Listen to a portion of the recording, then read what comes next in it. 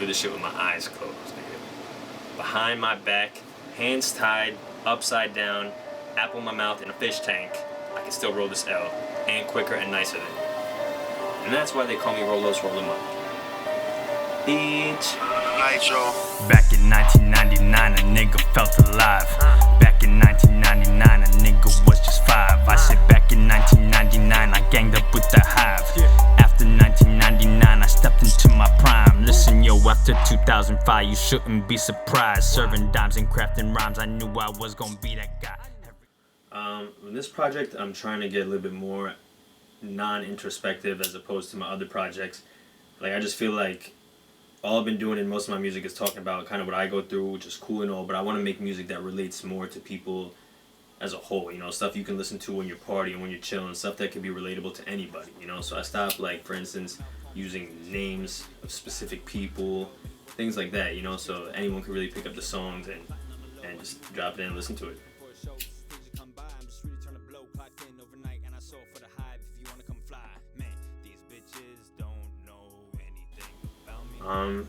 It's definitely way different than it was when I was coming in the game. When I started making music, it was all lyric-driven hip-hop.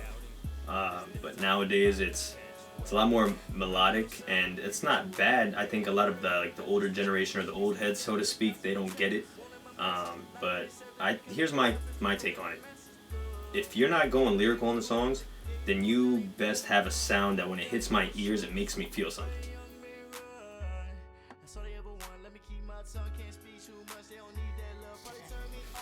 Man, they were not supportive at all. At all.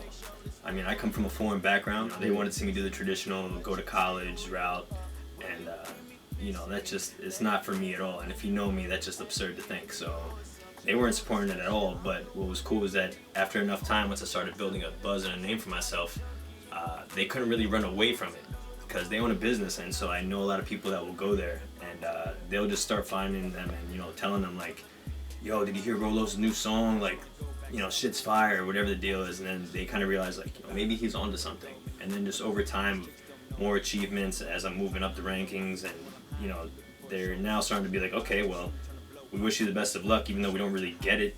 We kind of see that you're maybe onto something here.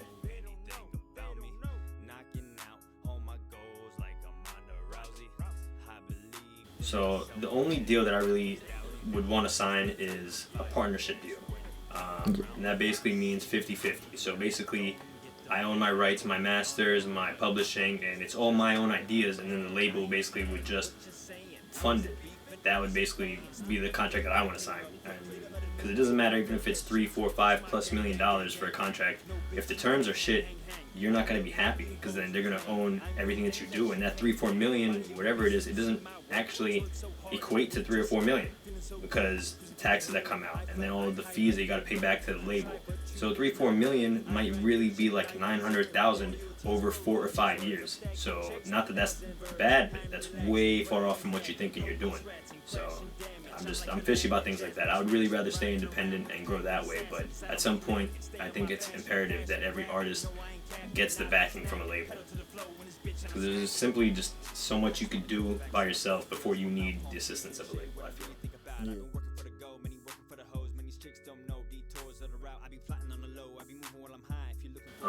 I think I could make a financial amount that I would be okay with and happy with, but I do think that, and you know, people are breaking the boundaries like crazy nowadays, so who really knows, but I do believe there is some type of cap on what you can make financially being independent.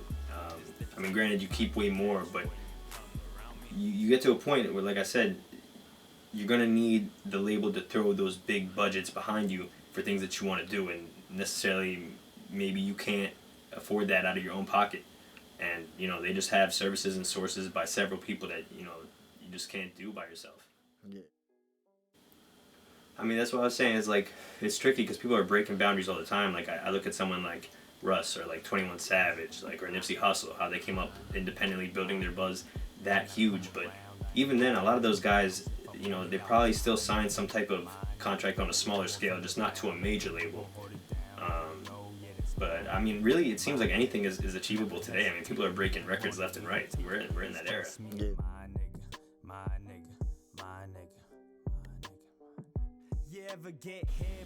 There's so many people. I mean, I guess in a sense I could just answer that with my favorite artist, and J. Cole. I mean, I think that would be great, but I think that really the best feature for me would be something that would be something more unrelated. Like me and Cole, like, he was my biggest influence, so you could arguably say that our styles are somewhat similar in the same field, so to speak. So I think maybe it would be better for me to have a feature with someone like Travis Scott, or like a Cardi B, like someone else who has like a different set of skills to bring to the table. Pop up in the nighttime and cause a lunatic crusade. I'm the master of the masses. I'm the Dutch you wanna blaze, nigga. Oh man, there's so many fire combos. I mean, I definitely would want to throw like a Scott Storch and like I think they already did a Scott Storch and Roddy Ricch. I think they already worked together once, but that would be fire combo. Because Scott Storch got them crazy melodies, and so do Roddy on the vocals. I think they could do something mean. I know he was working with Russ, and that was mad dope. Ninth Wonder's been working with Rhapsody. Like, there's a lot of dope combos out right now, but if I could sit there and play, man, I'd have fun all day just putting pieces together, like this producer for that artist, I think.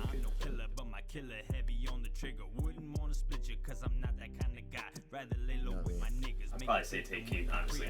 Out of that group of guys that you just mentioned, I think Take Keith is just, like, his drums, they just hit different. I mean, Murder's got that in him too, but I be fucking with Take Keith's shit, man. I mean,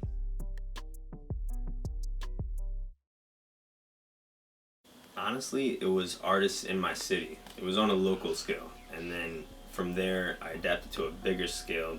But once I got to a bigger scale, it was like I already kind of had the taste and knew what that feeling was like. But I would say it was artists from my city when I was going to shows to perform, or even not to perform, and I'd be in the crowd, and then these artists that I looked up to and I knew their material, and they were older than me and been doing their thing, they came up to me and introduced themselves, and then when I go to say who my name was, or what my name was, they would be like, yeah, I know who you are, I've been peeping you out. And I was like, no way, I respect you like heavy, I think your shit's mad dope, that's crazy that you fuck with me.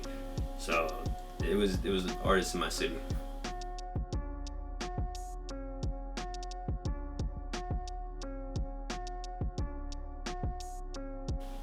I definitely agree. I think today it doesn't even matter. As long as your Instagram or your Twitter is popping enough, that you could be way more influential than the president. I mean, the president's on Twitter, and arguably that's probably one of his most influential spaces. But yeah, I think definitely artists now have more power and say in social media and just influence over people than the president does, for sure. Yeah, honestly, it's different every time. I don't have like a set pattern. Like, I've experimented, like I've made beats where I start with the drums first. Sometimes I'll start with the melody first. Sometimes I'll literally just start with the acapella. Like, I'll have someone who's like, okay, I got this written down and I can sing. And then we come up with the melody and they lay down just vocals, and I'll make the beat around that. But as an artist, I'm always writing to the beat. That's one thing that is for certain, but every other style of creation is, it just kind of comes differently. I can't say that I have a specific go-to method, but I do write to my beats. So I started rapping at 19 or 15, and then I took it seriously when I was 19. And then about 2 years later is when I started producing, because I couldn't afford beats, and I got to a point where I had to level up, and I knew that in order to do so, I had to own my music and be distributing it. So I had learned how to do all that, self-taught myself all that stuff, so which I also believe that you should do. As an independent artist coming up, you should definitely try to outsource the other man. But yeah, I started producing 2 years after I started taking rapping seriously, and it was hard because once I started producing, that kind of became my sole focus, because there's a lot to learn in the softwares and all that. So I got too focused on just the sound of things, and then when I picked the pen back up, I felt lost. But then, afterwards, I kind of started to find my happy medium between the both. And yeah, it was basically because I couldn't afford beats, and so if I wanted to own the beats and be able to sell them, I figured if I can learn how to do it myself, then I don't gotta pay nobody. So that's what I did. I outsourced the middleman.